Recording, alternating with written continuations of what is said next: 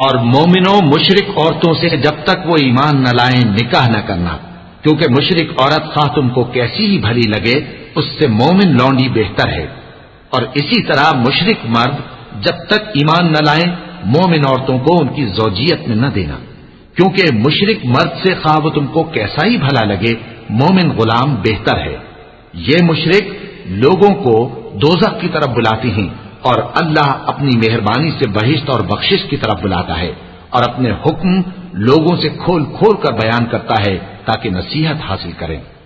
اور تم سے حیض کے بارے میں دریافت کرتے ہیں، کہہ دو وہ تو نجاست ہے، سو ایام حیض میں عورتوں سے کنارہ کش رہو، اور جب تک وہ پاک نہ ہو جائیں ان سے مقاربت نہ کرو۔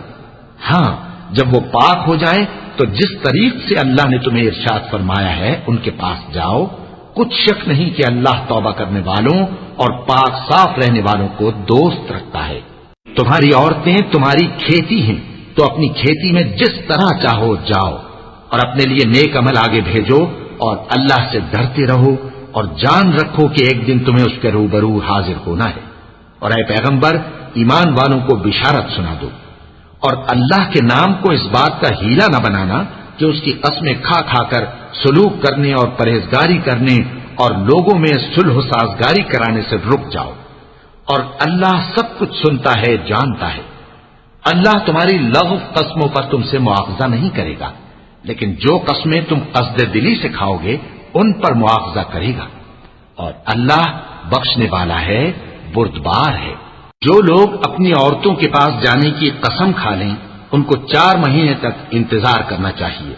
اگر اس عرصے میں قسم سے رجوع کر لیں تو اللہ بخشنے والا ہے مہربان ہے،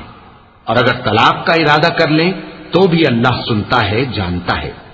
اور طلاق والی عورتیں 3 حیض تک اپنے تئیں روکے رہیں،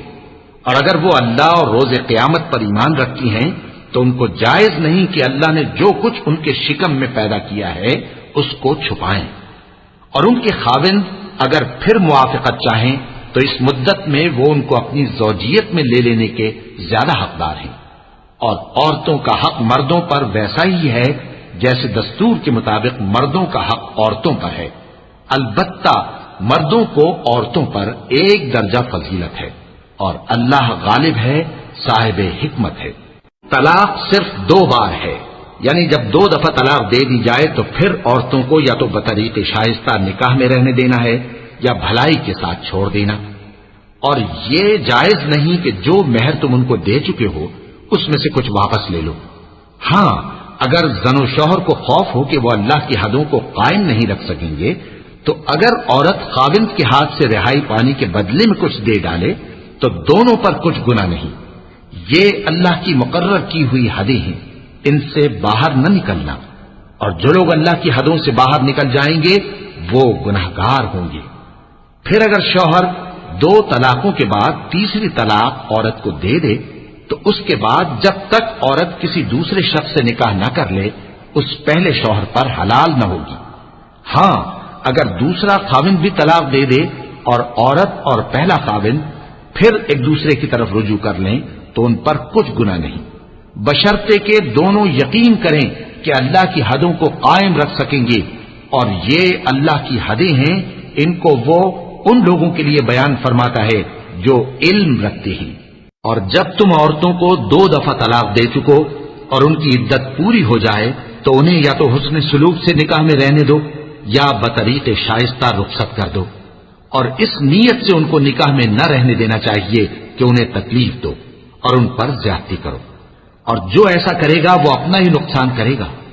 اور اللہ کے احکام کو ہنسی اور کھیل نہ بناؤ، اور اللہ نے تم کو جو نعمتیں بخشی ہیں اور تم پر جو کتاب اور دانائی کی باتیں نازل کی ہیں جن سے وہ تمہیں نصیحت فرماتا ہے ان کو یاد کرو، اور اللہ سے ڈرتے رہو، اور جان رکھو کہ اللہ ہر چیز سے واقف ہے۔ اور جب تم عورتوں کو طلاق دے چکو اور ان کی عدت پوری ہو جائے تو ان کو اپنے شوہروں کے ساتھ جب وہ آپس میں جائز طور پر راضی ہو جائیں نکاح کرنے سے مت روکو۔ اس حکم سے اس شخص کو نصیحت کی جاتی ہے جو تم میں اللہ اور روز آخر پر یقین رکھتا ہے۔